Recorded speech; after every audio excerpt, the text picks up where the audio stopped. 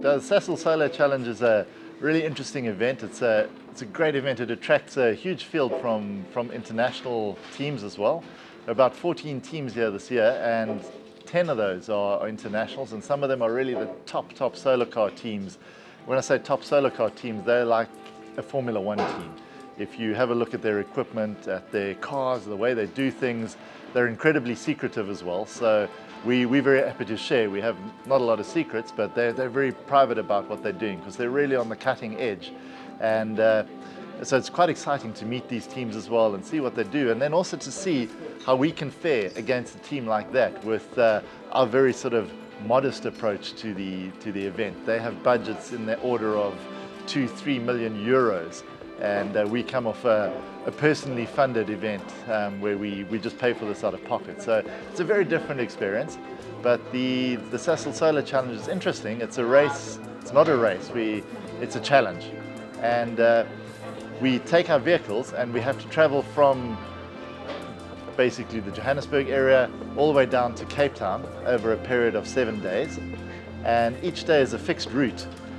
So all the teams cover the same route. But en route is a control stop where you can go out from that point and do additional loops to add to your kilometers. So that's effectively how the winning teams get the win. They have the most kilometers in traveling down from Johannesburg down to Cape Town. So that's what we're going to be doing over the next 7 days against these international teams and then local universities as well. Most of the teams here are actually university driven, so they are taking a lot of students and they're taking new technologies that come into the universities or get given to the universities or developed by the professors or students in those universities, and they test them out in this challenge. Our approach is a little different. We are testing things that we think are going to work. We're a bunch of engineers, entrepreneurs. I myself own a solar business, so I have a particular interest in that direction, and we just test these ideas out where we can kind of make do with something that costs us 200 Rand, whereas the university teams would have spent 2,000 euros on it. Yeah, so the second Sasol Solar event, we participated in 2022 for the first time. We were real rookies then. We actually won the rookie award in that year. They gave us a lot of leeway, no doubt, but it was very interesting to get involved at that point and start from the ground up. 3.5 years ago, we first got involved in the solar challenge part of it. But originally the idea came from projects that our team director and team manager, so that's Mark and Classy, were doing, and that was a school project where they called it the EV challenge for schools. They had a little small EV vehicle. The school got given a budget of like 2,000 Rand to build this car out of BMX wheels and washing machine motors and things like that, and they were all given the identical batteries, and they had to build this car, and then the students had to take that around a track, and the students who could do the most laps in 1 hour with their car and their battery, they were crowned the winners of that challenge. So it was to get students and youngsters involved in the science and technology subjects. So the team has evolved out of that. We're a group of individuals who's quite passionate about bringing new blood into this arena, into the science and technology. So our team is very open. We're not closed like the university teams who only take the top students. It's a real incubator for the major tech companies, those teams, whereas for us it's to bring in people that don't necessarily have the privilege of going to a university or having access to that. They can join our team and learn, and a lot of our drivers and youngsters in our team have just come along. You know, we have children, for example. My daughter's even involved in the team and comes out and helps us out from time to time and learnt a lot about the cars and what's going on. And so that's been our background, and that's how we got into this. But the first year we did it, we were obviously very raw, and we looked around and saw what other people were doing, and we look at our car from this year, it's got a totally different shape. It looks more like the serious competitors now, and over the years it will evolve as well. We'll start moving on to more serious materials like carbon fiber and those kind of things, whereas for now we're on very budget grade materials, but we're making them work in the same way that the expensive composites are working. School programs, and for example Mangaliso, you can probably see in the background over there, he's from the Nelspruit area, a little town called Kamagugu, and he was involved in the school project, initially with the school cars, and then he got involved with Classy, who's our team manager also from the Nelspruit area. Classy was running that school project, and Mangaliso works in his workshop on Saturdays, and he's learnt a whole bunch of machine skills, but he's also learnt about the solar car, and through my involvement, which is more on the electrical side and solar side, he's getting exposure to, what type of batteries are we using? What type of solar cells? How does this all work together? So it's a whole boiling pot for these guys that they can get involved in from all sorts of different directions and really learn more about just not only what happens in engineering shop, but a whole range of things and how it works together. So I think they've had a fantastic journey, and he's one of the drivers now, Mangaliso, and we'll see where it goes over the years. He'll become more and more involved in the team. This year we've really upped our game from a technology and monitoring perspective. So we have a follow car that's getting all the data back from this vehicle, total live feed on exactly how much is coming off our solar panel, exactly how much is coming out of our battery, temperatures.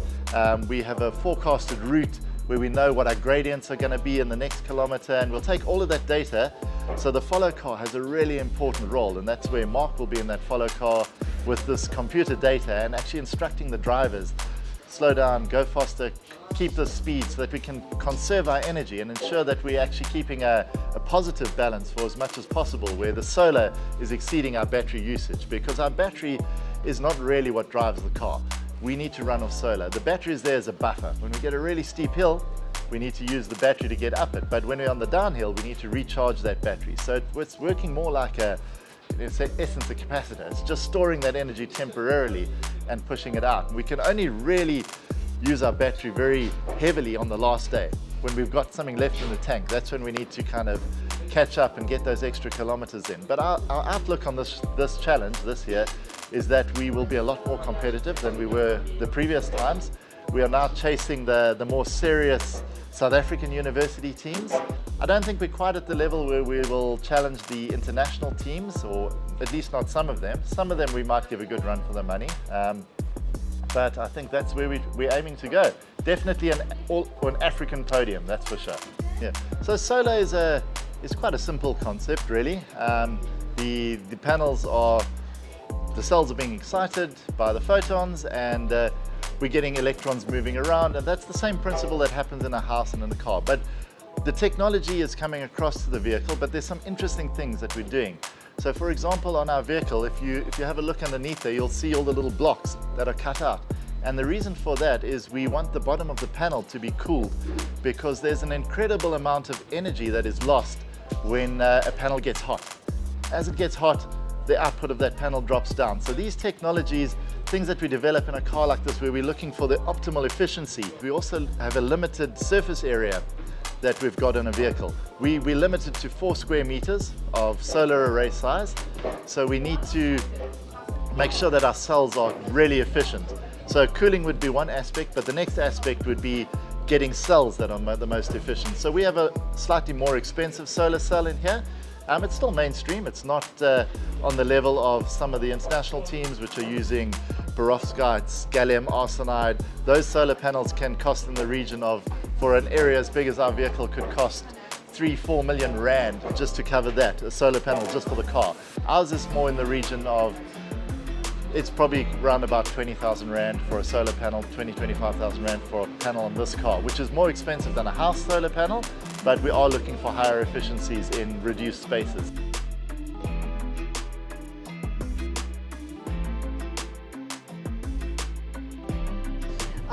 My name is Nicole. I'm from Nelspruit, Mbumbela. So this is my co-driver Mash. There's 2 others of us. It's Mikhail and Mangaliso. So we're the 4 drivers. All of us are from the Lowveld, Mpumalanga region. My name is Muteo, but affectionately known as Mash. I'm from Mpumalanga as well, Nelspruit. And I just got recruited this year, so I'm the newest member of the team. Having no previous experience with stuff like this, I'm more of a computer guy, also a bit of a musician. But I just got recruited by one of the veteran drivers, which is Mangaliso. Have a close relationship with him, known him for years. years. So he just pulled me. He's just come through, come and drive for us, man, and see what you can, learn, if you like it. And yeah, here I am. So my day job is I work as a radiology assistant at Mediclinic. I study animal science as well. So it's a bit of a different, two different fields. And then I'm also doing this solar. This is more of a hobby to me. I'm very passionate about renewable energy and getting it more out there, getting it more, getting more exposure for it. I think that would be really great. I mean, imagine if we could have just all solar cars on the road one day. Wouldn't that be amazing? Any expectations? I'm expecting it to be tough. The traveling is going to be. I feel like the part that I'm probably going to struggle with the most is waking up so early in the morning and then packing up your tent, packing up everything that you packed out the previous night, and then getting back on the road, stopping at the next place, packing everything out again, just to take one night's sleep and going on again. I think that is probably. I'm not worried too much about the driving. No, that's not too bad. But yeah, and you? Your expectations? Any challenges that you're expecting? Listen, I mean, it's called a challenge for a reason. It's called a challenge for a reason, yeah. There's going to be challenges, of course, and some you can prepare for, some you cannot, but you just have to be adaptable. Yes. So I think I'm quite confident. I think adaptability is one of my strengths. So whatever comes, man, bring it on. Bring it on, yeah, we got it. We got it. I think we're going to let the challenge come. I'm a challenger, so whatever comes. There's nothing specific I'd say I'm expecting, but whatever comes, I'm ready for it. Yeah. That's good. From a technical point of view, I think let's start from the most basic things. You have your accelerator, your brake, so what you'd normally find, handbrake. But from a more technical point of view, I think the first thing that's very different is the sound. It's not what you'd expect in a car. And once you're in there, man, the steering wheel, it's not a round normal steering wheel, that's another thing. You don't turn the key, so you have some toggle switches there. And once you're on the road, I think yesterday I did about 3 laps. So I've actually got a good story to tell. Last year when we were here with the Bridgestone Ilanga Cup, I had a little bit of an accident, so we crashed out. We were doing so well though, until that moment. So we were experiencing some problems with our steering specifically. And when we got here to turn 8, and if anybody knows Red Star Raceway, turn 8 is the tough turn. And so the steering just, it snapped at the bottom, and it just, I couldn't get it turned, and we flipped the car a little bit. But since last year, we have redone this steering 8 times. We have redone it, tested it, redone it, tested it. I think it's perfect now. There is no way I am rolling this car again. Got 2 vehicles entered. We are the only team that's running 2 vehicles in the Sasol Solar Challenge this year. We have our main vehicle, which is competing in the Challenger class, but then there's a second vehicle, which is Carpe Diem. It was actually our old solar car from the previous Sasol Solar Challenge, which has been taken and modified by Guy, who's a handyman in the Mpumalanga Mbombela area, and he's in the innovation class. And that vehicle has got a totally different rule set that is being applied. It doesn't have to have a certain area of solar panels, it can have a larger battery, it's not limited. So it's really sparking innovation, but it's sparking innovation from almost the man on the street level, which is really nice as well. So Guy's developed this car himself, and with his little team of drivers. It's a much smaller team, we're supporting him out of our team. But it's great to see a car like that going. He's actually allowed to recharge his vehicle on a nightly basis, where in the Challenger class there's absolutely no recharge. Your only recharge is from the solar panels. And he'll probably have a really good time doing it and get a lot of interesting waves and stares. He's got an interesting looking vehicle. It smiles at you as it approaches you. So I'm Christian Oosthuizen. I'm part of the management team for the Tshwane University of Technology. And our team and our car is called Sunchaser 4. This is, of course, the 4th version in the Challenger class that we've created over the years. I think this vehicle has competed in the Sasol Solar Challenge 2022. This year we've changed a couple of technical things. We've got non-linear steering, making it much safer at higher speeds on the highway, and also gives more maneuverability in small cornering in towns and control stops. Battery is refreshed, and a couple of other nice additions to the vehicle. We've got a new-ish student team, which means that all students have graduated, which is great. We send those future-ready graduates into the world, but now we get to train new ones. So it's good for the students. For the project needs to grow again because we need to train the new students. So we've got that opportunity at hand, I think, at the moment, which is great. We've got 3 drivers. Lebo, Andile and Jarret. Jarret is experienced from the previous challenge. Andile and Lebo are now new in the challenge, but they're doing very well. So I think what we want to do is we want to at least travel more kilometers than we did in the previous challenges. Of course, it's a different route, so it's difficult to compare one route to another route to see how much we've traveled, but if you can travel more kilometers, that's great. We don't want to have any breakdowns, we don't want a trailer. We want to have fun, we want to stay safe. I think if we do that, we've accomplished what we came here for. If we can be, once again, and retain the title of Best in Africa, or Best in South Africa, or local team, however you want to see it, that'll be fantastic. So, yeah, that's what we're hoping for. I think what we try to do with this project, especially as we are a university, right, primarily educating, we need to integrate that what we do in the project with the curriculum. So what we try and do is we try from first level, try and integrate it into different modules, parts projects on the vehicle, be it design, implementation or otherwise.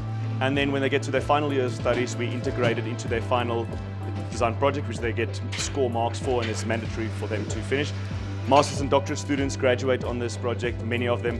I actually graduated my own doctorate on this vehicle as well, or on this project as well. So there are a variety of opportunities, and it's absolutely integrated into curriculum for a variety of departments. Okay, so I think South Africa is in actually a very good space. Our GDP comprises a lot regarding the exports of vehicles. So if the market abroad requires EVs to be created or manufactured or put together, we will have to conform at some point. So I think the adoption of EVs in South Africa is going to be slower because of various reasons. But I think we are going to see the influx of the requirements for the skills to manufacture those, yeah, especially for the big automotive brands, to then export. We're going to see that very soon. We're already seeing it, but we're going to see a strong drive towards that very soon with regulations, especially in European countries, North American countries, and other countries coming up. So I think it's going to play a vital role in our economical growth, and hopefully that will then filter down as a direct result into our, see the vehicles on our own roads. My name is Laura Voogd. I'm currently the team manager and also race lead of Solar Team Twente.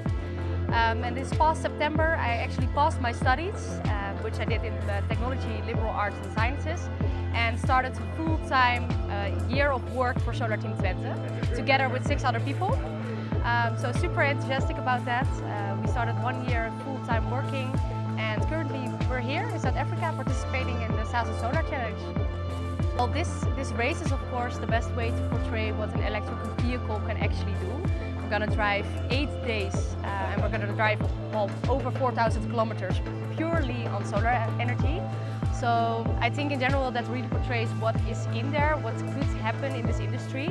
So what we continuously try to do is to find different aspects within the solar car that could be implemented in the automotive industry. Well, in general, I think it's really cool to see that some of our new innovations can also be implemented in the automotive industry.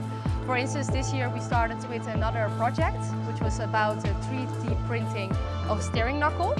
And what you can see there is that you can lose a lot of weight in a vehicle by just 3D printing it. So you don't have excessive material there. And in that way you can lose a lot of weight in the car, and also that causes that you can be more efficient with all of the energy, of course, that you get in, and that you get less outcome. So this entire project is super interesting to see, and we're also really excited to see what it can actually contribute to the automotive industry as well. Currently we're with a team of 37 people. We started with 7 people, and then towards the race we're expanding to a team of 37 people. So we have a technical team that is broadening. The media team is also broadening up with a lot of photographers and videographers. So a big team right now, definitely. of course, we have Brunel, the other solar team from the Netherlands. They come from Delft, which are one of our main competitors. We have also the people from Belgium, Inoptis Solar team. And then, of course, we have some new competitors that we have not been acquainted with. So the Tushwana University of Technology, I believe, the TUT. So it's super cool to also meet some other teams and to experience what they are like and how they approach this race. We actually stayed at the Northwest University these past couple of weeks, and normally they also participate in this race, but this year they are not here. So they've talked us a bit through the competition, and they also mentioned that the TUT is quite good, so something to really keep an eye out for. What is unique about Team Twente, I think, is the perseverance that is in our team. We're really keen on getting the best car, but also the best racing preparations. So even though it all might seem perfect, we always continuously strive for the most best perfect car. And I think that perseverance and also the effort that we put into this team and how we approach this race is just something else. It is insane how much work everyone puts in this team. The website is www.solarteamtwente.nl. So definitely check it out if you want to know more about this race and where we currently are at. We also have an app, it's called Solar Tracker, and that's where you can see our standings compared to the other teams. So yeah, that's quite cool.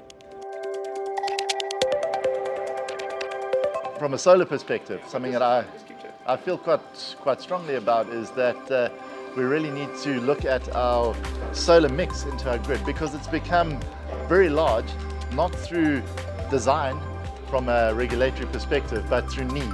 So people have really needed energy, they've put up a lot of solar, and the regulatory environment needs to respond to that. And not only the regulatory environment, but also the architecture of our grid needs to respond to that. We've got this, it's inevitable, it's going to happen. It's not something that can be stopped, it's going to keep growing. And our grids need to become smarter. We need to take all that energy that the houses are making, we need to smarten up our grids to have that energy flowing back in, back out, have intermediate storage, for example, at local substations, so that people can feed their surplus power in, get it back out in certain times, so that we're not relying on the Medupis and the Kusiles to run our grid, but that we've actually got much smarter grids that are running off local storage and local substations, as opposed to transmitting power right across a 3,000 kilometer long country. So I think that's a very important change that needs to happen in our industry.